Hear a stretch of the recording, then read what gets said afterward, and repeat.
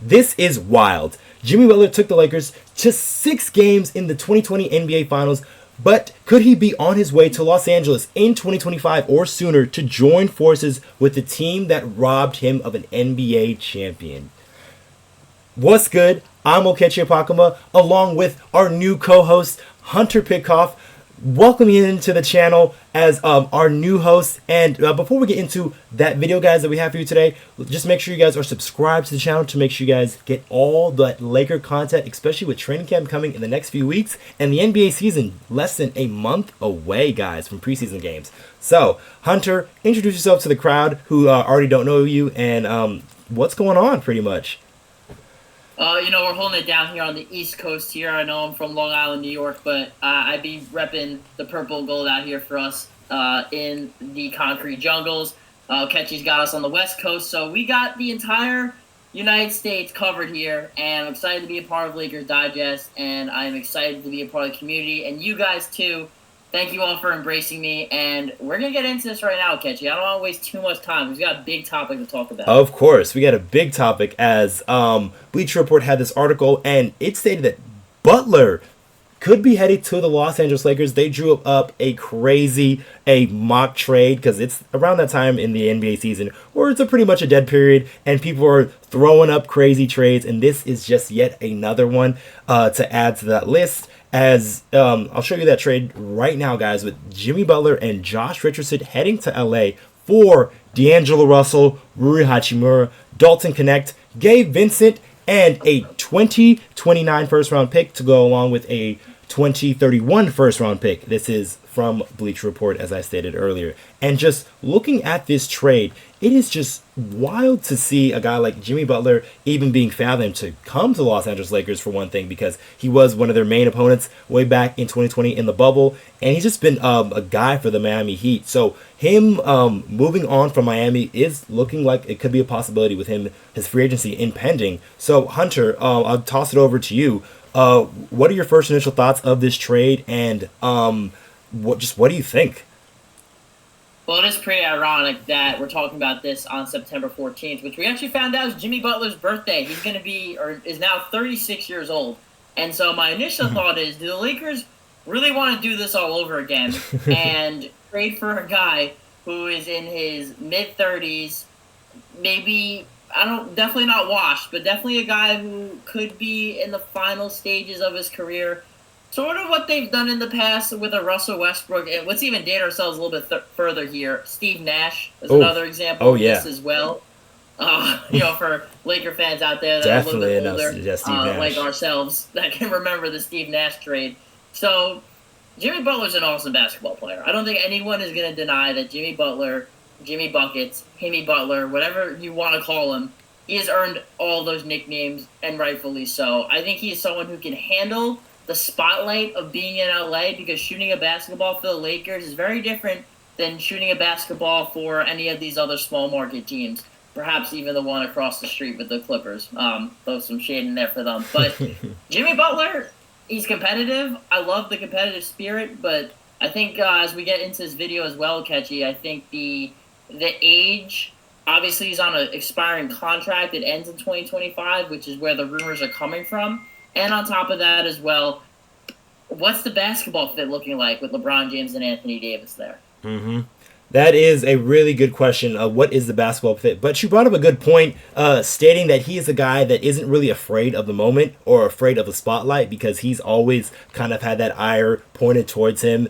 And that's more self-inflicted, because Jimmy Butler is a guy who really invites sort of that kind of energy, which is kind of refreshing for a Laker player if they were to be traded over here. So we know he wouldn't be afraid of the spotlight. But the issue does come with the fit, because with a guy like Jimmy Butler, he is, I wouldn't say like Russell Westbrook, but he has a similar-ish feel in terms of, like, he's not like a great three-point shooter. He's going to be a guy that's more of a facilitator on offense and always trying to get to the rim. Yes, he can shoot in the mid-range and do some things there, but that's mostly based off of him being the main guy on his team. He will be the third guy coming into this squad. And just at least from a defensive standpoint, I do think this will be a very formidable defensive front court, especially when you have LeBron James engaged and going, especially the same thing with Jimmy Butler too, because Jimmy Butler always picks and chooses his games, and he is more of a playoff riser than he is a regular season performer.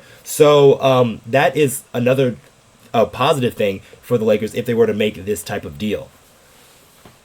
I'll say this though, Okechi. Is that a positive though? Because now that I'm thinking about it, obviously you want guys that are going to play their best basketball in the biggest stages, and Jimmy Butler has done that throughout his career. Mm-hmm. But knowing LeBron James is going to be 40 years old this season, Anthony Davis, he's still in his prime, but he's not getting any younger. Would it be more optimum for the Lakers to trade for a guy, if it is a third star, for a guy who can play 82 games? Because we know that Jimmy Butler has had those injury concerns. Mm-hmm. Probably more so LeBron James and Anthony Davis, although the national media doesn't want to tell you that. But we'll tell you here on Lakers Digest. And on top of that as well, the Lakers would have to re-gut their roster. And they would lose a lot of that depth. Now, defensively, you probably put Jared Vanderbilt in that hypothetical starting lineup because they trade away Rui Hachimura, who would be your other option. So you'd have a great defensive lineup. I mean, there's really little to no holes there. Austin really your only big hole. Yeah, and Austin's a solid defender too. So at times he can be. And I'll say this too. Austin has been responsible for guarding the best player in the backcourt because D'Angelo Russell, we know, can't guard a Gatorade bottle to save his life.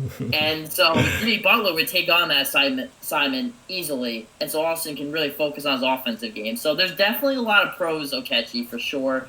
Jimmy Butler, the one stat, or maybe I'll say two stats you can't measure with him, is his heart and how hard he plays, and his leadership. Those are just two things that he's a gamer. Jimmy Butler makes winning plays, and that's what Laker fans want. This franchise is the reason why we have 17 championships.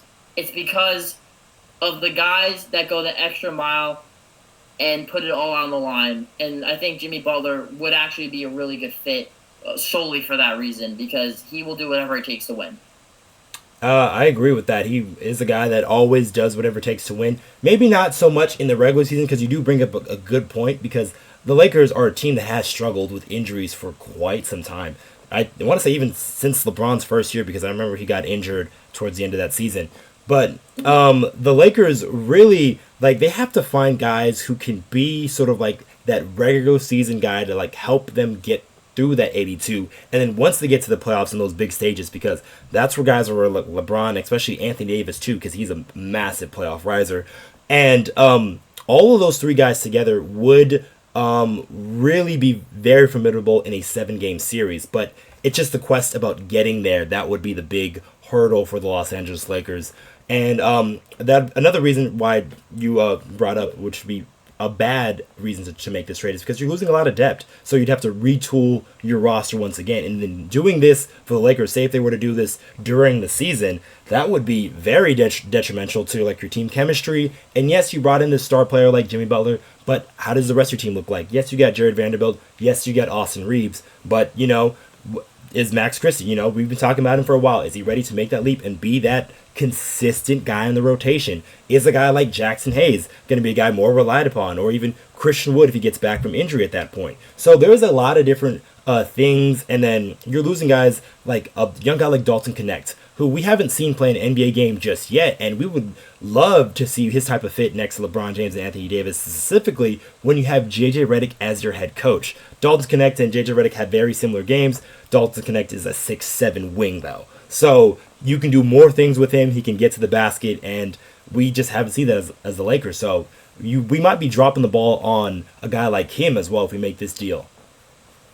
And I think that's why I think realistically this proposed trade on Bleacher Report probably does not happen, is because Dalton Connect's in the deal. I'm not saying Dalton Connect is better than Jimmy Butler. I'm not saying he's going to be better than Jimmy Butler. But what I'm saying is the Lakers really value this guy. When they were at pick 17, I'm sure there were teams calling hey, we want to trade up and get Dalton Connect, or we want to trade up and get one of these other guys that have fallen in the draft. Connect being the biggest one, because we talked about this before, Okechi, just off the show. We didn't even think he'd be there. No. I didn't even have Connect as a prospect for the Lakers to take. And so when he was there at 17, that pick is in that you saw on your ticker on ESPN came up immediately. They're like, no, we're not. We know who we want. And JJ Redick was next to Rob Pelinka drawing up plays. Like, all right, this is how I'm gonna use him. And what I love about Don't Connect too is I don't know if it's because he's white. Everyone just thinks he's just a shooter. That is not his game. He's a very good athlete, and he tested extremely well at the combine. And when you just watch him play basketball, he scores on all three levels. He gets above the rim. We saw this even in Summer League where he looked really good out there. And look, take Summer League with a grain of salt, but you'd rather your guys look good than bad. And Don't Connect looked really good for the Lakers in purple and gold. And he's a guy who I think can play as soon as this year. In fact, I think that's the expectation of Okechi, especially a guy who can come off the bench, which the Lakers had one of the worst bench units in the entire NBA last year. This is a guy who can come in, get you a lot of buckets, and he's going to be asked to be himself. Defense might be a bit of a concern, but you hope that maybe he can elevate that, and now that he's not carrying all the offensive load like he did at University of Tennessee, he can bring that out. But also, too, it just seems like a bit of an overpay for the Lakers in the Jimmy Butler trade. And the 2 first-round picks, which I know are very valuable, maybe Rob Pelinka doesn't care because he's trading away middle schoolers in 2029, 2031. And, in fact, he might even be the Lakers GM at that point, so he might be like, F it, let's just do it. But I think that's kind of where I have my reserves, too, because those are 4 guys, and Gabe Vincent, who I'm a lot higher on than maybe some other Laker fans are this year. He's a really good player. D'Angelo Russell, and Rui Hachimura. These are 4 guys, Okechi, that are 4 of your best shooters, and 4 guys that are going to play rotation minutes on this team this year for 1 guy. Or 2. Richardson. But. Oh, yeah, Josh Richardson's also in that deal. But, like, Josh Richardson to me has always been, like, a fine player. He's not a dude that, like, you really is going to change your team. Like, he's not going to break it either, but, like, he's just a player to kind of just throw into the rotation for me. But that kind of leads us to like our next point that we're trying to make here as is it worth the price for a 3rd star? So there has been these rumors swirling here and there. We've talked about Luka Doncic on this channel earlier and what that could possibly look like for the Lakers. And I'll kind of throw this to you. Like, is it worth the Lakers trading for a 3rd star, especially if it is the right star to sort of like get that 3-star build and see if that would work better for the Lakers, or it'll be the more LeBron James and Anthony Davis and just have better role players. Like, so how do you think the Lakers should really build their team? Well, it is interesting because what we have seen throughout the Lakers' entire history of this franchise is this is not a team that wants to sit around and rebuild. Most teams follow that model. The Lakers never have. It's why they have swung for stars ever since they've been a franchise. A lot of times it's been successful. They swung for LeBron James and Anthony Davis. We saw how that worked out. They swung for Shaq. They swung for Kobe. They swung for Pau Gasol. They swung for Kareem Abdul-Jabbar. They've swung and hit big, but they've also swung and missed big with Steve Nash and Russell Westbrook and Dwight Howard. Like, so if the Lakers are going to swing big, that better go out the ballpark, if we're going to keep our baseball analogies here. And that's it. And I don't know if Jimmy Butler is necessarily that guy. It's mainly the injuries that kind of concern me, and the age is not getting any younger. Again, turned 36 today. Happy birthday, Jimmy Butler. But on top of that as well, the basketball fit. I mean, you compare him to Russell Westbrook in that sense, and I think we are all a little traumatized about how that basketball fit worked out with the Lakers. I think we still have PTSD over that fit.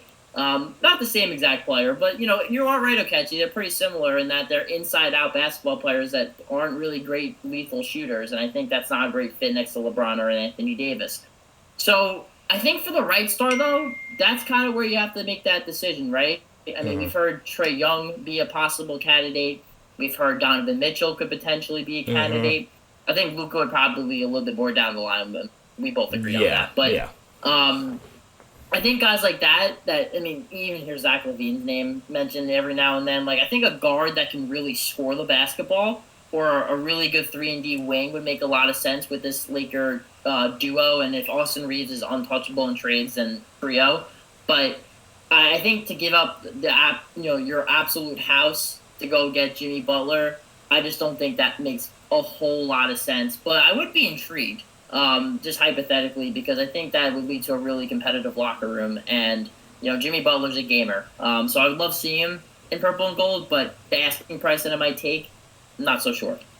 Yeah, I'm kind of in agreement with you there because Jimmy Butler, yes, I do like him as a player. He's done some great things for Miami. We were even talking about earlier how he was a big reason for the Sixers being where they were. I think that was the closest the Sixers were to getting to the finals. Maybe ever. But yeah, never. But for me, that is too much of a price to pay for Jimmy Butler because yes, the age is huge and the injuries. Because for the biggest problem for the Lakers to me is like that regular season and getting to that point because they've been in and around that playing territory, and that's only because they just haven't been healthy enough for some of these seasons. For a good amount of their key players not being healthy in the right spots, and then they're losing these games early on in the season, and then they have to play catch up after the All Star break, which they do, but at the Yeah. same time that like that taxes your players. So like once you get to the playoffs, like you've already been playing like 4 or 5 or 6 weeks even of like intense basketball just to get to where you are instead of just kind of like coasting in like some of these teams are if you're like a top seed 2 or 3 seed and then you can kind of ease your way into things. But yeah, the third star it kind of has to be more of a right fit. You brought up guys like Trey Young. Donovan Mitchell would probably be my guy if there was ever a deal to be made, but I don't think Yeah, I agree. that's I don't think that's super plausible for the Lakers right now. So they kind of have to work with what they got. Yeah, definitely. I mean, unfortunately, Rob Pelinka really dug the Lakers in a hole here because he signed a lot of one-in-one deals, player option deals with Hmm. guys like Jackson Hayes and Cam Reddish and Christian Wood, thinking, oh, maybe they'll play really well and they'll opt out of these deals and they'll be one-season rentals. Instead, Christian Wood gets hurt. Jackson Hayes was okay. I think better than what people anticipated. And Cam Hmm. Reddish was good for about a month there in November. So they all ended up opting into their deals, and now the Lakers can't really move them because they're still on the roster, and there's no lot of roster flexibility outside of trading and draft picks, which they of course already made. So the Lakers kind of have to look internally here. And one thing I will say too is to go off that point you made about the Lakers really just the last 2 seasons under Darvin Ham, this team just could not get it going. I mean, 2 seasons ago, they started off 2-10, and because of miraculous, and I'll give Pelinka credit here where it's due. He made some great deadline moves in 2023, and ended up getting a huge haul for D'Angelo Russell and built a playoff caliber team that went to the Western Conference Finals. But they are struggling to get to the playoffs with Hmm. LeBron James and Anthony Davis as your star players. That's concerning, Okechi, and it's especially concerning where I know D'Angelo Russell gets a lot of hate, but he played really well in the second half of the season. He Rui did. Hachimura played really well for the Lakers He last did. year, and I feel like that's not talked about enough. So they have good players on the team, and so I think they might not necessarily need a star player, but I think they need to make a couple more minor moves in between the margins to get a better fit around LeBron James and Anthony Davis, some guys that can really play really good on-ball defense and good team defense and make winning plays down the stretch. I think that's what the Lakers realistically are capable of doing is getting those middle tier guys because they already have 2 stars Hmm. and they're two of the best stars in the entire NBA. You're correct with that one. They are some of the best stars, and then they just kind of need that support to get them through that long 82. And then once they get into positions, like in a 7 game series, because a lot of people were talking about even last season when they were trying to figure out like, oh, where the Lakers seating is going to end up, and people were saying like, oh, go lose that play-in game, play the Thunder because they played exceptionally well against that team, and there are some matches in the West, especially for the Lakers, where LeBron James and Anthony Davis in a playoff series is just too much to handle for the other team. So internally, that is the way for the Lakers. I think that is the way they got to build out, unless that the correct third star I think becomes available. Other than that, they should just use what they got. Hopefully, find some internal growth with a guy like Max Christie, Dalton Connect. We were talking big about. Hopefully, he can be a very viable guy for the Lakers, and I think we both are in agreement that we think he can be. So that is sort of the next move for the Los Angeles Lakers. So just any final thoughts here on this Jimmy Butler trade, and it's kind of a no for me at this price at least, and is also going to be a no for you, Hunter. I'm going to say no, yes. And I will also mention this point too, because I think this is big in terms of Lakers figuring out a way to have a strong regular season and then not be stuck having to play Denver Nuggets again in the playoffs. Mm-hmm. This is up to JJ Redick, right? This is why you brought him in, because Darvin Ham got off to such slow starts in the season. So can he bring the best out of two guys I really look at are Max Christie and Dalton Connect, right? Mm-hmm. These are the two unproven players on the Lakers. They both have skill sets that they need. Shooting, Dalton Connect, maybe not the defender Max Christie can be, but both really young athletic players that can score the basketball. If they can bring that off the bench for the Lakers this season with this roster, and they can take significant leaps, or Dalton Connect has a really good rookie season, I think that could be the difference between the Lakers being a 7 seed or to being a 5 or a 6 seed, and they avoid the play-in. They avoid playing Denver or a Dallas in the first round. They get their feet under them a little bit, and then they got some more momentum entering the playoffs, and they don't have to play, at a deficit.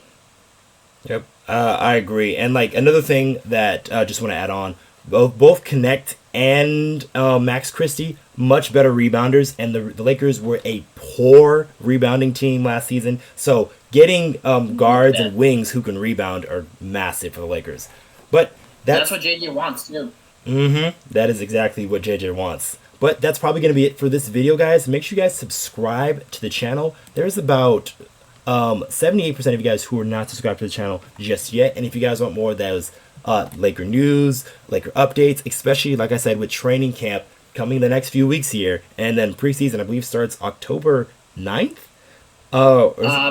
Is it 12th? I know preseason starts October 4th. Off top, don't remember the Lakers game, but October 1st is the start of NBA training camp. So we are just days away, Okechi. Oh my God. So I'm excited. I'm excited as well. Make sure you guys, like I said, subscribe to the channel. Leave a comment on what you guys think about the Jimmy Butler trade. And we'll catch you guys on the next one.